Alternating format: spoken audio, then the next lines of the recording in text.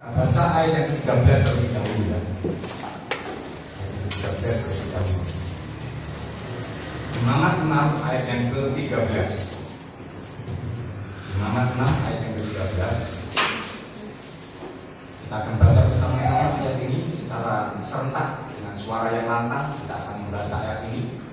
Imamat pasal yang ke-6 ayat yang ke-13. 1, 2, 3. Harus dijaga supaya api tetap menyala di atas misbah. Janganlah dibiarkan padam. Saudara saya kasih Tuhan, hari ini kita akan belajar bersama-sama firman Tuhan yang diberi judul menjaga api. Menjaga api. Minggu yang lalu kita belajar firman Tuhan tentang berkat dari ketaatan dan kesetiaan. Masih ingat? Salah satu berkat yang ada di dalamnya adalah berkat perkenanan Tuhan untuk melayani sebagai imam. Masih ingat ya? Perkenanan oleh Tuhan untuk melayani. Kamu akan menjadi bagiku imam, kerajaan imam, kata Tuhan seperti itu. Ya. Nah, saya kasih Tuhan, salah satu tugas imam itu adalah menjaga api di atas misbah itu supaya tetap menyala. Jadi salah satu tugas imam itu menjaga api supaya tetap menyala di atas misbah. Sudah kasih Tuhan. Persoalannya, pertanyaannya bagaimana supaya api itu tetap menyala di atas misbah? Dalam satu perikop yang akan kita pelajari dari ayat 8, dari Imamat 6 ayat 8 sampai 13 itu, kita menemukan ada 3 cara untuk menjaga api di atas misbah itu supaya tetap menyala. Izinkan saya untuk berubah menggunakan alegoris karena memang sebenarnya hukum Taurat itu adalah gambaran.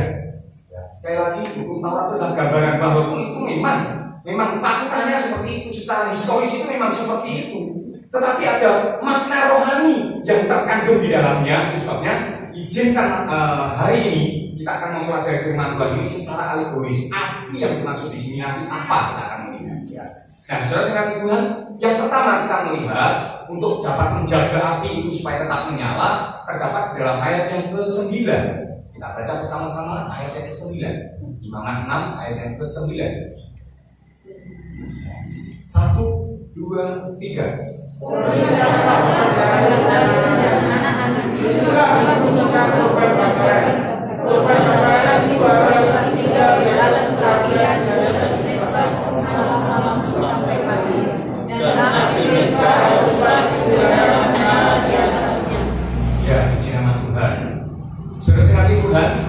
Korban bakaran itu haruslah tinggal di atas perapian, di atas misbah itu semalam-malaman sampai pagi.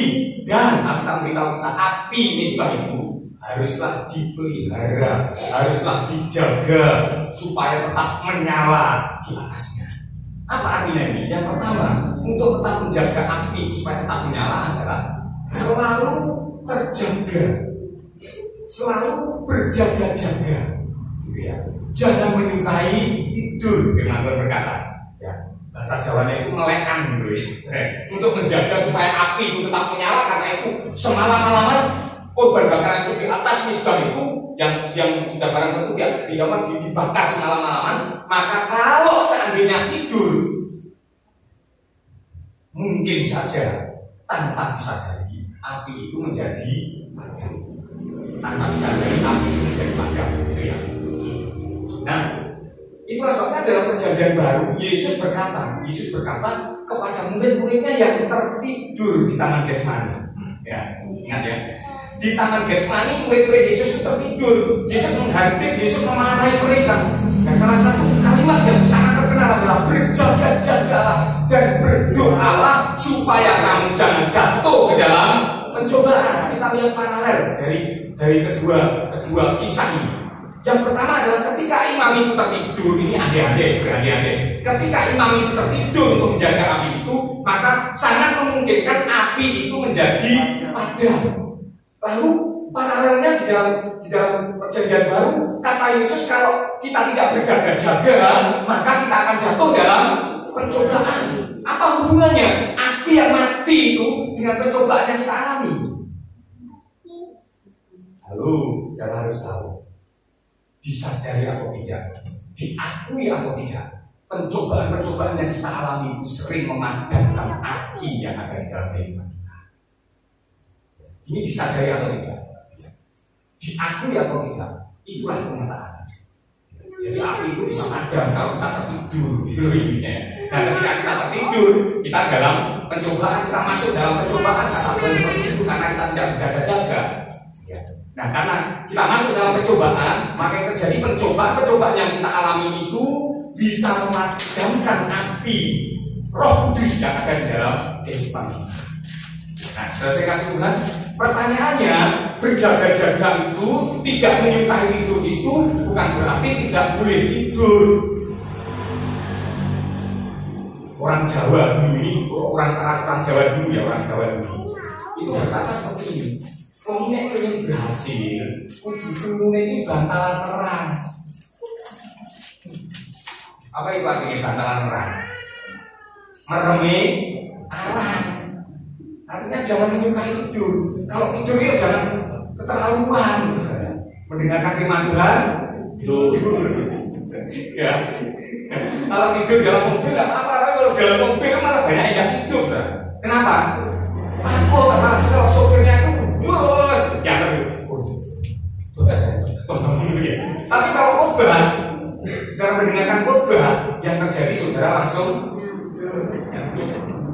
janganlah menyukai tidur. Ini bukan berarti tidak boleh tidur, bisa, boleh tidur, tetapi pada waktunya. Nah, maksudnya berjaga-jaga ini adalah kita hidup bersama-sama dengan Kristus. Jadi selalu hidup bersama-sama dengan Kristus, selalu melibatkan Kristus dalam kehidupan kita. Apapun yang kita alami, apapun yang terjadi dalam kehidupan kita, kita mesti melibatkan Kristus itu dalam kehidupan kita. Kita mesti hidup bersama-sama dengan Kristus. Maka di dalam 1 Tesalonika pasal yang ke-5 ayat yang ke-6, 1 Tesalonika 5 ayat yang ke-6 di sana dikatakan, nanti kita akan kembali ke Imamat pasal yang ke-6 ya. Dikatakan apa? Sebab itu baiklah jangan kita tidur seperti orang-orang lain.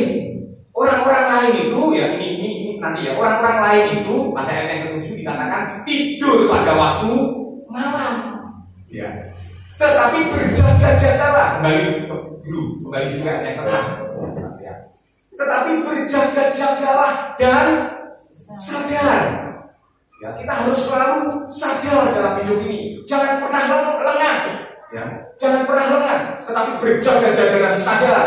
Ya, kemudian yang ke-7. Ayat yang ke-7. Sebab mereka yang tidur pada waktu malam. Ayat yang ke-6 tadi dikatakan apa? Sebab itu janganlah kamu tidur seperti orang lain, yaitu orang yang tidur pada waktu malam ini. Artinya apa? Artinya kita ini harus selalu hidup bersama-sama dengan Yesus apapun keadaannya. Melangkah langsung ayat yang ke-10. Ayat yang ke-10. Silakan ayat yang ke-10. Yang sudah mati untuk kita, supaya entah kita berjaga-jaga, entah kita tidur. Nah, karena bagaimanapun juga kita ini manusia, saudara. Kita tinggal dalam kedagingan. Ya, firman Tuhan berkata, Yesus sendiri berkata, roh itu memang lembut, tetapi daging lemah. Ya, dalam hadikannya berjaga-jagalah itu tadi, akhir kalimatnya Yesus berkata, roh itu memang lembut, tetapi daging lemah. Dan ketika kita tinggal dalam kelemahan, dalam kedagingan kita ini lemah, mungkin oleh karena pencobaan yang begitu berat. Ya, entah kita berjaga-jaga, entah kita tidur, mungkin ya kecapean karena lelah. Ya mungkin kita hidup bersama-sama dengan Kristus. Ini yang harus kita pastikan. Kita ini hidup bersama-sama dengan Kristus atau tidak. Jadi yang pertama, untuk tetap menjaga api Roh Kudus dalam kehidupan kita itu supaya tetap menyala, maka kita harus selalu terjaga. Oleh karena dirimu cebek, apa namanya? Oh tanyo, ayo dan tani, gitu. Tani, gitu. Ya, 1, 2, 3. Tanyo. 1, 2, 3. Tanyo. Cek bantu nih 1, 2, 3. Tanyo. Bangun ya dari tidur kita. Ya, puji nama Tuhan. bukan. Itu yang pertama, selalu terjaga, selalu berjaga-jaga. Yang kedua, ayat ke-10 dan ayat ke-11 dari imamat tadi. Kalau disiapkan imamat tersebut, imam haruslah mengenakan pakaian lengannya dan mengenakan celana lengan untuk menutupi auratnya, lalu ia harus mengangkat abu yang ada di atas misbah sesudah kurban bakaran habis dimakan api, dan haruslah ia membuangnya di samping misbah. Ayat 11. Kemudian haruslah ia menanggalkan pakaiannya dan mengenakan pakaian yang baru, pakaian yang lain, lalu membawa abu itu keluar perkemahan ke suatu tempat yang tahir untuk menjaga api itu tetap menyala. Yang kedua adalah membuang abu. Membuang abu. Api yang menyala-nyala itu tadi, saudara-saudara, semalam-malaman dikatakan ayat sebelumnya itu membakar korban bakaran itu tadi sampai habis, ya, sampai habis. Tetapi jangan lupa di situ ada namanya sisa pembakaran. Sisa pembakaran itu adalah abu tadi yang harus kita buang. Apa maksudnya? Maksudnya adalah hidup lama kita itu yang sudah terbakar habis mungkin oleh api Roh Kudus itu. Kadang-kadang masih ada yang namanya sisa pembakaran, sisa-sisa kegagingan itu masih ada. Nah itu harus kita buang supaya apa? Supaya tidak memadamkan api Roh Kudus itu. Supaya tidak memadamkan api Roh Kudus itu. Nah, jadi hidup yang lama itu dalam perjanjian lama, ya, dalam perjanjian lama itu lambangnya adalah disunat. Ya. Perjanjian sunat antara Tuhan dan Abraham dengan keturunannya, ya, itu menyatakan sebenarnya bahwa hidup yang lama itu harus dibuang. Ya. Hidup yang lama itu harus dibuang. Jangankan kepada perjanjian baru, di hukum Taurat nanti, di hukum Taurat itu, perjanjian sunat antara Tuhan dan Abraham dengan keturunannya itu bahkan dijadikan sebuah hukum sunat. Ya. Jadi sunat itu adalah hukum yang harus ditaati, ya, di antara orang Yahudi. Tetapi masih di dalam Taurat, Tuhan sendiri itu menerjemahkan apa maksudnya sunat itu. Jadi bukan hanya sunat lahiriah yang dikerjakan oleh tangan manusia. Ulangan pasal yang ke-10 kalau tidak salah, ayat yang ke-16. Sunatlah hatimu, ya. Janganlah lagi kamu tegar tengkuk, dan pandai atau tidak, pinter atau tidak, itu memang masalah utama. Tetapi ngerti atau tidak, itu masalah. Jadi jangan sampai kita itu guru pinter tapi kita tidak pernah ngerti, ya, tidak pernah ngerti. Ngerti itu masalah hati. Maka hatilah yang harus disunat. Hati yang lama, hati yang tidak taat, hati yang tegar tengkuk itu harus dibuang. Amin. Dan Tuhan berkata dalam Yesaya itu, aku akan memberikan kamu hati yang baru, hati yang taat kepadaku. Ya. Sekarang ini hidup lama itu harus kita buang. Karena kalau tidak kita buang, sangat memungkinkan saudara kasih Tuhan itu akan memadamkan api. Maka dalam perjanjian baru, Rasul Paulus berkata dalam 2 Korintus pasal yang ke-5 ayat yang ke-17, ya. Maksudnya bukan itu ya, maksudnya bukan itu dulu. Galatia 6 ayat 15, ya. Galatia 6 ayat 15, ya, itu nanti. Galatia 6 ayat 15 dikatakan apa? Bersunat atau tidak bersunat itu tidak ada artinya, ya. Yang ada artinya adalah menjadi ciptaan baru, dan kita tidak akan pernah menjadi ciptaan baru, ya, tanpa kita tinggal di dalam Kristus. Baru 2 Korintus 5 ayat 17 tadi, gitu ya. Jadi siapa yang ada di dalam Kristus, ia adalah ciptaan baru. Yang lama sudah berlalu. 2 Korintus 5. Tolong kalau saya menyampaikan ayat, ya, yang menjalankan SG perhatikan supaya bisa. 2 Korintus 5 ayat 17. Jadi yang lama telah berlalu, sesungguhnya yang baru sudah datang. Jadi harus kita buang yang lama itu, karena hidup lama kita itu sekali lagi sangat amat memungkinkan untuk mematikan api Roh Kudus yang menyala dalam kehidupan kita. Hidup lama harus dibuang. Yang kedua, yang terakhir, yang ketiga, untuk tetap menjaga supaya api itu tetap menyala, yang pertama kita harus berjaga-jaga, selalu berjaga-jaga. Ya. Kemudian setelah korban bakaran itu habis dibakar oleh api Roh Kudus, maka sisa pembakaran itu yaitu api yang kadang-kadang tidak kita sadari, yang kadang-kadang tidak kita mengerti. Ini api ini sebenarnya apa sih? Tidak ada artinya ini. Tapi kalau kita biarkan api itu terus tinggal di atas mezbah, yang terjadi abu sisa pembakaran hidup amal kita itu bisa membunuh, bisa memadamkan api Roh Kudus yang ada dalam kehidupan kita. Ini sebabnya harus kita buang. Yang ketiga, selalu menaruh kayu. Ayat yang ke-12. Ayat yang ke-12. Api yang di atas mezbah itu harus dijaga supaya apa? Terus menyala. Jangan dibiarkan padam tiap-tiap pagi. Jadi setelah semalam-malaman itu ya dibakar, habis pembakaran itu dan sisa pembakaran itu sudah dibuang, maka tiap-tiap pagi imam harus menaruh kayu di atas mezbah itu, mengatur korban bakaran di atasnya dan membakar segala lemak korban keselamatan di sana. Yang ketiga adalah menaruh kayu. Saya kasih Tuhan untuk menyalakan api. Orang Jawa kalau masih cetik geni, tahu ya cetik geni ya. Kalau masaknya itu masih di ruang, cetik geni itu bahan bakar yang paling bagus adalah minyak. Karena bahan bakar yang paling bagus adalah minyak tanah. Ya, itu zaman dulu ya. Zaman dulu, mungkin zaman sekarang masih ada bahan bakarnya buruh, mungkin kertas oil ya, yang mudah terbakar. Ya.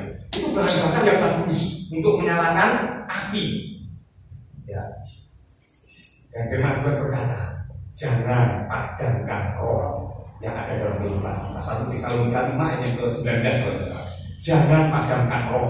Itu sepengetahuan saya. Ya. Indikasinya kita tidak ngerti siapa yang menyalakan api dalam mezbah itu, kita tidak ngerti. Tapi yang menjadi tugas kita adalah menjaga supaya api itu tetap menyala. Jadi indikasinya, ini indikasi saya. Jadi bisa tiru, ini indikasi saya. Yang menyalakan api di atas mezbah itu adalah Tuhan sendiri. Itu indikasi saya. Dari mana saya memiliki penafsiran seperti itu? Dari ketika peristiwa Gideon dipanggil Tuhan dalam Hakim-Hakim ya, untuk membebaskan orang Israel dari orang Midian itu. Gideon minta tanda. Kalau memang engkau menyuruh aku tinggal di sini, aku akan membawa persembahan. Ya. Kemudian persembahannya itu sama Tuhan disuruh naruh di atas batu. Kemudian Tuhan mengulurkan tongkatnya dan menutup pada persembahan korban bakaran itu. Tiba-tiba dari batu itu keluar api. Ya, dalam Gideon pasal yang ke-6, Hakim-Hakim pasal yang ke-6. Kemudian pasal yang ke-13 juga ada. Pasal yang ke-13 itu mengenai kelahiran Simpson. Itu juga seperti itu. Ya. Baik. Jadi ketika Tuhan mendatangi manusia dan manusia itu memberikan hidangan di dalam persembahan-persembahan, maka yang terjadi itu membuat mukjizat. Ya kalau saudara tahu, buat mukjizat membuat keajaiban yang terjadi, korban bakaran itu terbakar tanpa dibakar oleh manusia. Jadi Tuhan sendiri yang membakar dan melalui nyala api itu dan asap naik ke langit, Tuhan akhirnya naik ke langit juga bersama-sama dengan itu. Dan lebih jelas lagi adalah peristiwanya Elia ketika berkompetisi dengan 450 nabi Baal. Saudara harus tahu kita firman Tuhan ini, kisah-kisah dalam firman Tuhan ini, apa yang terjadi? Padahal itu sudah dikasih Tuhan, korban bakarannya Elia itu sama air, dituangi air. Saya itu Jawa Tengah ya, kadang-kadang bahasanya itu ngawur dulu ya. Jadi dituangi sama air sampai air sekelilingnya itu penuh dengan air mengalir. Tapi sekali lagi bagi Tuhan untuk membakar korban bakaran itu terlalu mudah, ya. Sehingga akhirnya dalam sekejap kata saja akhirnya Tuhan membakar korban bakaran itu. Dan itu sekali lagi membuktikan bahwa Allah Israel itu adalah benar-benar Allah yang hidup. Amin. Allah yang dahsyat. Dan hari ini kita sembah dan kita layani di dalam Yesus Kristus. Nah, itu saya. Nah, kemudian tadi kan baru menyalakan api itu bahan bakarnya ya apa namanya minyak kalau kita, tapi itulah Tuhan sendiri akan menyalakan api itu di atas mezbah. Tetapi bahan bakar yang baik ketika api itu telah menyala adalah kayu. Benar. Ketika api itu sudah menyala, kalau misalkan dinyalakan pakai kertas gitu ya, nggak mungkin terus kertas terus ya. Ada yang agak kalau kertas. Iya dan begini kebanyakan pasti cari kayu, walaupun nanti menyalakannya mungkin pakai kertas atau mungkin pakai minyak. Jadi bahan bakar yang bagus ketika api itu sudah menyala adalah kayu. Apa maksudnya kayu? Maksudnya kayu itu kita baca supaya roh Allah yang ada di dalam kita itu tidak padam. Jangan padamkan roh, maka roh kita itu harus menyala-nyala dan layanilah Tuhan. Roma 12 ayat yang ke-11. Biar roh menyala-nyala dan layanilah Tuhan. Jadi ini saya katakan sebagai semangat di dalam melayani Tuhan, semangat di dalam mengiring Tuhan. Saya kasih Tuhan. Maka dalam Amsal kalau tidak salah 18 ayat yang ke-14, orang yang bersemangat itu dapat menanggung penderitaan. Jadi ketika roh kita itu menyala-nyala, kita memiliki semangat di dalam mengiring Tuhan, memiliki semangat di dalam melayani Tuhan, maka yang terjadi Tuhan, kita dapat menanggung segala sesuatu di dalam Tuhan. Di 13 nantikan ya, itu ayat adalah saya. Segala perkara dapat ditanggung di dalam Dia yang memberi kekuatan kepadaku. Amin. Sebabnya lagu ini, lagu yang tadi kita nyanyikan tercipta, kita menantikan waktu, nggak tahu kapan Tuhan memulihkan kita, tetapi selama kita menantikan, ayo kita minta Tuhan memberi kita kekuatan yang sesungguhnya, kekuatan yang sejati itu berasal dari Tuhan.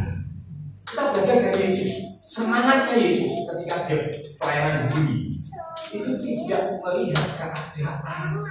Kalau Yesus melihat keadaan, maka Yesus mungkin bisa patah semangat.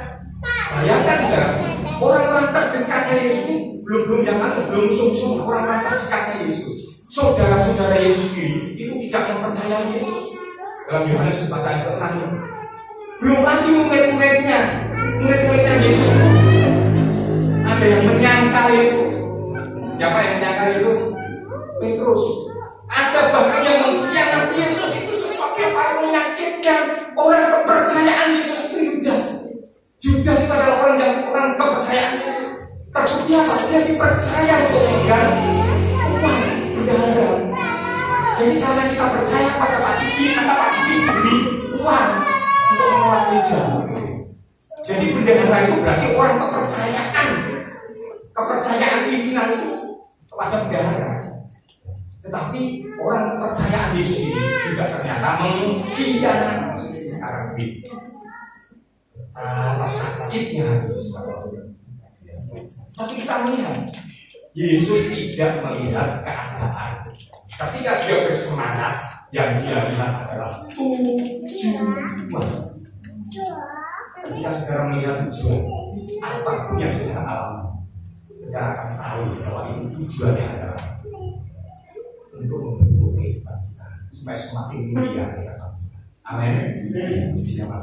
Nah, saudara kasih Tuhan, saya rasa inilah firman Tuhan yang dapat saya sampaikan. Setiap kita jangan biarkan api Roh Kudus yang ada dalam kehidupan kita itu padam. Kita harus berjaga-jaga, kita harus selalu menaruh api, kita harus membuang abu sisa pembakaran itu, kita harus hidup dalam hidup yang dan memberkati pemain di sisa kesan yang di depan.